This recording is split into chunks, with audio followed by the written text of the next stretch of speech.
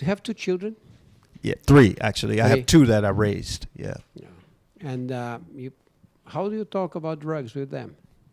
Yeah. So my kids, the two that I raised, so for the audience who probably don't know, so my job has been to study drugs, and that means I give drugs to people and I study them. I give drugs like crack cocaine, marijuana, methamphetamine, and I study the effects. So my children, ever since they were able to walk, I work around the clock. I'm always working.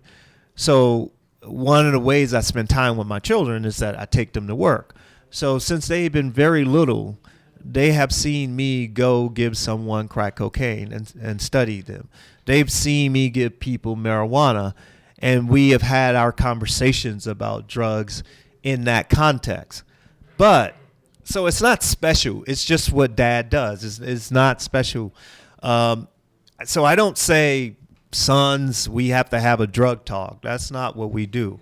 What I really emphasize to my kids is that your parents expect you to do well in society. They expect you to be a voice for the poor, for the people who are voiceless, and that means that you have to be well educated. That means that you have to do well in your studies. That's what we emphasize. If anything interferes with that, then they have a problem with their parents. But if nothing interferes with that, they don't have a problem with their parents. And so if they're driving their automobile too fast and that disrupts their ability to do well at university, they have a problem with me. If they have an unprotected sex and they may get someone pregnant, and that might potentially disrupt their education, they have a problem with me.